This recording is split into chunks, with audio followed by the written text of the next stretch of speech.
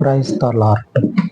మన రక్షకుడు పరిశుద్ధుడు యేసయ్య మహిమ కలిగిన నామమున ఈ రోజున దేవుని వాక్య ధ్యానమునకు ప్రతి ఒక్కరికి మన రక్షకుని పేరిట ప్రైజ్ ద లార్డ్. దేవుడు ఎప్పుడైనా సరే మంచివాడు, మనుషులలో ప్రత్యేకమైనటువంటి వాడు. యేసు ప్రభు వారు ఇదే విషయాన్ని తన ముందు నిలబడి పొగుడుతూ ఉంటారు. నీవు గొప్పవాడివి అని చెప్పి నన్ను పొగుడుతూ ఉంటే యేసు ప్రభు వారు అంటాడు, నేను కాదు, దేవుడు గొప్పవాడు, దేవుడు సత్పురుషుడు కనుక ఆయనను మాత్రమే గనపరచాలి. కానీ మనుషుడు ఏ పాటి వాడు? అందులో యేసు ప్రభువు కూడా దేవుని చేత అభిషేకించబడి దేవుని చేత ప్రభువుగా కీర్తించబడినటువంటి యేసు ప్రభువు కూడా నేను కాదు అని చెప్పనని ఒప్పుకుంటా ఉన్నాడు యేసు ప్రభు వారు. దేవుడే నిజమైనటువంటి ఆ మంచి అనేది ఏదైనా ఉంటే దేవుని యొద్ద మాత్రమే ఉంది, దేవుడు మాత్రమే మంచివాడు అని సాక్ష్యం చెప్తా ఉన్నాడు. అందుకే మనం కూడా దేవుని పనిలో తగ్గి ఆయనను ఘనపరుస్తూ ఉంటాం. ఆమేన్. దేవుని నామానికి స్తోత్రము కలుగును గాక. నిజంగానే దేవుడు మంచి దేవుడు. ఎంతగా అంటే నేనేదో పోయి చూసేసి 4 రోజులు ఉండి వచ్చినా అని చెప్పనని చెప్పట్లేదు. కానీ ఆయన దగ్గరికి పోయి నేను చూసి ఆయన ఎలాంటి వాడు ఏందని చెప్పి నేను రాసుకొని వచ్చి నేను చెప్పట్లేదు. కానీ కొద్దిమంది జీవితాల్లో జరిగింది లేఖనాల్లో రాయబడి ఉంది. అటు తర్వాత మన జీవితాల్లో కూడా దేవుని కార్యాలు జరిగినప్పుడు మనకి అది స్పష్టమవుతుంది. అలాగా తెలుసుకొని లేఖనాల ద్వారా మనం ధ్యానించుకుందాం. దేవుడు ఎంతటి మంచివాడో ధ్యానించుకుందాం. మనలను ఆయన మాత్రమే సరి అయినటువంటి మార్గంలో నడిపించగలిగిన దేవుడు. ఆయన మాత్రమే, మరెవ్వరు కూడా కాదు. మార్కు సువార్త 10వ అధ్యాయము 18వ వచనం, యేసు నన్ను సత్పురుషుడని ఎలా చెప్పుచున్నావు? దేవుడు ఒక్కడే గాని మరి ఎవడనూ సత్పురుషుడు కాడు. దేవుడు తనను పంపించినటువంటి దేవుడు మాత్రమే సత్పురుషుడు, మరొకడు సత్పురుషుడు కాడు. మనుషుని చేత కీర్తించబడాలన్న మరొకరి చేత మంచివాడు అని అనిపించుకోవాలని ఆలోచన ఉంటే మనుషునికి ఏ స్థితిలో కూడా ఆ స్థితిని కలుగజేసేటువంటి అవసరం ఏ మనుషునికి కూడా లేదు. అంటే ఒక మనుషుడిని ఏ స్థితిలో కూడా పొగడటానికి, కీర్తించటానికి అవకాశం లేదు. ఎందుకు లేదంటే దేవుడు మాత్రమే ఒక మనుషుని సరి అయినటువంటి మార్గంలో నడిపించగలిగింది. దేవుడు మాత్రమే. కనుకనే సత్పురుషుడు ఎవరంటే అది దేవుడు మాత్రమే. చివరికి యేసు ప్రభు వారు కూడా ఒప్పుకుంటా ఉన్నాడు, సత్పురుషుడు దేవుడు, నేను కాదు. ఒకడు వచ్చి ఇట్లాగనే సత్పురుషుడా అంటే మంచి మనుషుడా, నేను నిత్య జీవానికి వారసుడిగా ఉండాలి, ఏం చేయమంటావు అని అడిగితే సమాధానం చెప్పేదానికి ముందు ఈయనను పొగిడి, యేసు ప్రభు వారిని పొగిడి అందులో దేవునికి చెందాల్సినటువంటి ఆ మాటని యేసు ప్రభు వారికి ఆపాదిస్తే ఆయన మొదట దీనిని సరిచేస్తా ఉన్నాడు. నువ్వు సమాధానం తర్వాత చెప్తా కానీ నువ్వు ఒక తప్పు మాట్లాడినావు, అది కరెక్ట్ కాదు అని సత్పురుషుడు అనేటువంటి విషయంలో దేవునిని మొదట ఘనపరుస్తా. ఆ మాటకి అర్హుడు ఎవరంటే దేవుడు. సత్పురుషుడు అనేటువంటి మాటకి అర్హుడు ఎవరంటే దేవుడు, ఆకాశమందు ఉన్నటువంటి మన ప్రభు. ఆయన మాత్రమే ఆ యొక్క బిరుదుకి, ఆ మాటకి సరి అయినటువంటి న్యాయం చేయగలిగిన దేవుడు. ఎందుకు ఒకసారి చూద్దాం. సత్పురుషుడు అని చెప్పుకున్నాం, దేవుడు మనల్ని సరి అయినటువంటి దిశలో నడిపిస్తాడని చెప్పుకుంటా ఉన్నాం. దేవుడే మంచివాడని చెప్పుకుంటా ఉన్నాం. ఎందుకో ఒకసారి చూద్దాం. ఈ రోజున అనేకులు లెక్కకు మించినటువంటి వాళ్ళు ఏమైతా ఉన్నారంటే ఒక దిశ దశ అనేది లేకుండా మనుషుల యొక్క మాటలకి ప్రభావితం అయిపోయి జీవితాలను కాల్చుకుంటా ఉన్నారు. వారు వెళ్ళాల్సినటువంటి మార్గము ఇదే అనే భ్రమలో ఉండి తప్పుడు మార్గంలోకి పోతా ఉన్నారు. సరి అయినటువంటి దిశలో నడిపించగలిగిన దేవునిని ఆశ్రయించిన మనుషుడు దేవుని చేత సరి అయినటువంటి మార్గం వైపే నడిపించబడతా ఉంటాడు.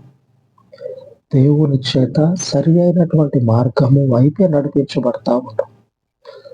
ఆదికాండము 13వ అధ్యాయము 10వ వచనం, లోతు తన కనులెత్తి యోర్దాను ప్రాంతమంతటిని చూచెను. యెహోవా సొదొమ గొమొర్రా అను పట్టణములను నాశనము చేయక మునుపు సోయరుకు వచ్చే వరకు అదంతయు యెహోవా తోట వలెను ఐగుప్తు దేశము వలెను నీళ్లు పారు దేశమై ఉండెను. మనం ఎప్పుడైనా సరే మంచి కళ్ళకి మిరుమిట్లు గొలపాలి. మన కంటికి చూడటానికి మనం చూసినప్పుడే మనకి మంచిగా బాగా కనపడింది అనుకోండి, వెంటనే దాన్ని తీసేసుకుంటాం. అది మనుషుల యొక్క సాధారణమైన లక్షణం, తీసేసుకుంటాం వెంటనే. లోతు కూడా అదే పని చేస్తా ఉన్నాడు.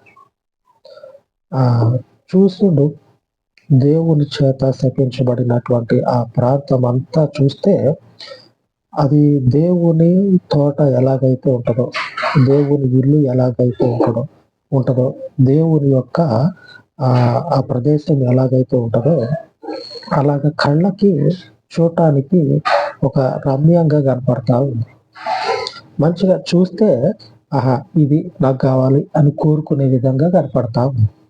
ఇంకేం చేసిండు, వెంబడే ఇది నాకు, ఇదిగో ఈ ప్రాంతం అంతా నాకు అని చెప్పనని తను కోరుకున్నటువంటి ప్రాంతానికి పోవటానికి నిర్ణయించుకున్నాం. మనకు ఏదైతే కనపడుతుందో, ముఖ్యంగా క్రీస్తునందున్నటువంటి యవనస్తులకి, అలాగనే యవనంలోనికి వచ్చేటువంటి వారికి, జీవితంలో స్థిరపడిను అనేటువంటి వారికి తెలియాల్సింది ఏమిటంటే మన కళ్ళకి కనిపించేది ఏదైతే ఉంటుందో దానిని మనం కోరుకోవద్దు, కానీ ఆత్మ సంబంధమైనటువంటి వాటిని చూడాలి. అందుకే సువార్తల్లో చెప్పబడి ఉంటుంది, మీరు శరీరానుసారంగా నడిపించబడితే ఇదిగో లోతులాగా మీరు ఇబ్బందులు పాలవుతారు. ఆత్మ చేత నడిపించబడితే శారీరక కోరికలను మీరు నెరవేర్చాలి. అనగా మీరు ఆత్మపూర్వకంగా, ప్రార్థనాపూర్వకంగా దేవుని వైపుగా ఉన్నట్లయితే సరి అయినటువంటి దిశ దశ మనకి కనపడుతుంది. ఆత్మపూర్వకంగా మన కళ్ళతో చూసింది కాకుండా ఆత్మపూర్వకంగా, అంటే ఆత్మీయంగా, ప్రార్థనా పూర్వకంగా దేవుని ఎడల నిలిచినట్లయితే మనకి సరి అయినటువంటి తోవ అనేది కనపడుతుంది. లోతు ఏం చేసిండు, చూసినటువంటి ఆ ప్రాంతము బాగుంది, చూడటానికి మంచిగా కనపడతా ఉంది. చూసినటువంటి ఆ ప్రాంతం వైపు రెడీ అయిపోయాడు పోవటానికి. ఆ తర్వాత వచనంలో, కాబట్టి లోతు తనకు యోర్దాను ప్రాంతం అంతటిని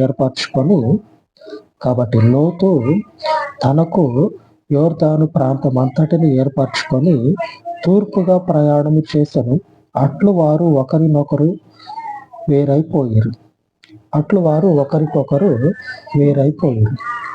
అక్కడి నుంచి ఒకరేమో శరీరానుసారంగా పోతా ఉన్నారు, మరొకరేమో ఆత్మీయంగా పోతా ఉన్నారు. ఈ ఆత్మీయంగా పోయే మనుషునితో దేవుడు తర్వాత మాట్లాడుతూ ఉన్నాడు. మీరు ఒకసారి ఆ వచనాలన్నీ చదువుకోండి, 14వ అధ్యాయం వరకు ఉన్నది. దేవుడు అబ్రహాముతో మాట్లాడుతూ ఉన్నాడు. ఆమె దేవునికి మహిమ కలుగును గాక. దేవుడు అబ్రహాముతోటి ఆ తర్వాత మాట్లాడుతూ ఉన్నాడు.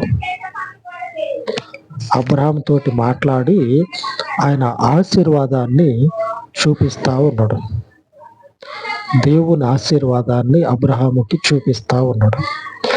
దేవుడు మాత్రమే సరి అయినటువంటి దిశలో మనల్ని నడిపించగలడు.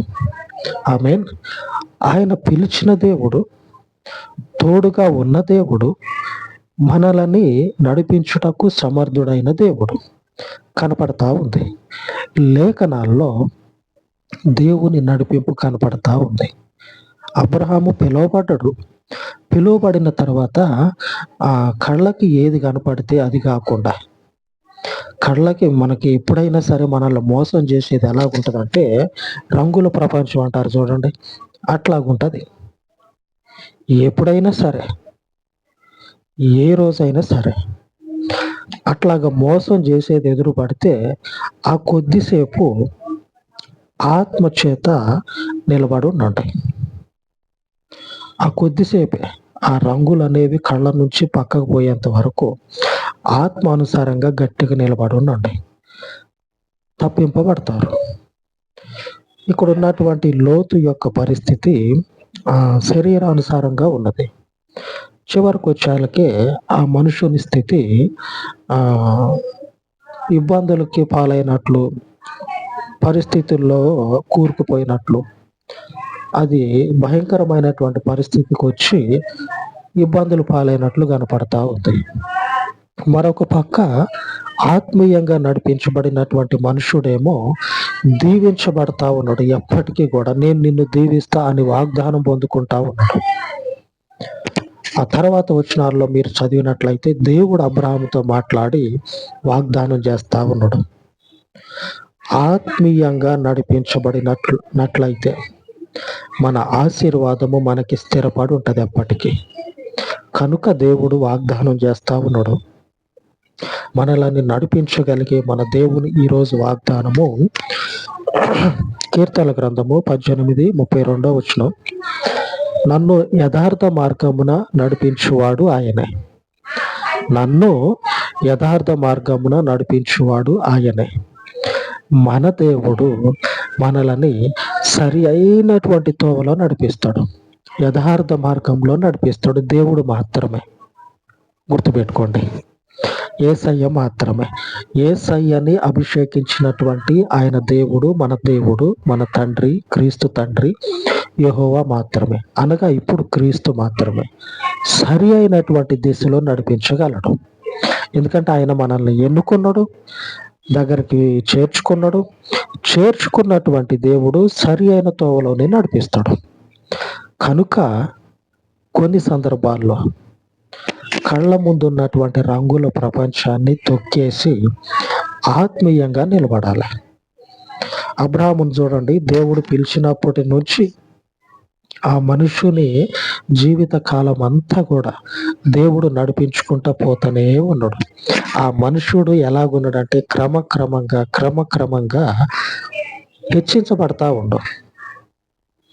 క్రమక్రమంగా మనలని యథార్థ మార్గంలో నడిపించగలిగింది మన దేవుడు మాత్రమే. ఆ పరిశుద్ధుడైన దేవుడు మనలని నిత్యము కూడా, మన స్థితి క్రమక్రమంగా హెచ్చింపబడే పర్యంతము కూడా ఆయన సింహాసనం ముందు మేము యథార్థ మార్గంలో నడిచినాం అని నిలబడగలిగేంత ధైర్యాన్ని పొందుకునేంత వరకు ఆయన మనల్ని నడిపించును గాక. అలాగ ప్రార్థించుకుందాం. మహోన్నతుడు అయిన తండ్రి, ఈ ఉదయకాలం మందు మీ పాదముల యొద్ద ప్రార్థిస్తూ ఉండగా నీవు మాత్రమే మా ఎడల కృప చూపి మమ్మను ఆదరించి చేరదీసిన దేవుడవు.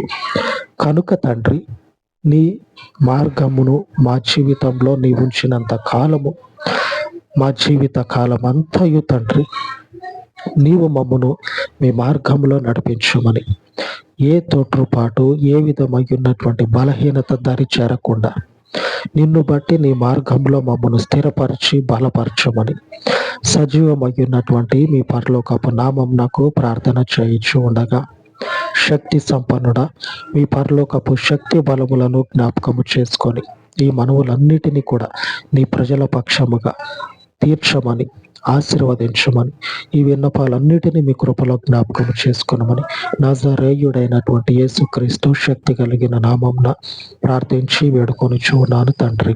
ఆమేన్, ఆమేన్. సర్వోన్నతుడయ్యున్న మన దేవుని కృప నిత్యము మనకు తోడయ్యుండి నడిపించును గాక. ఆమేన్, ఆమేన్.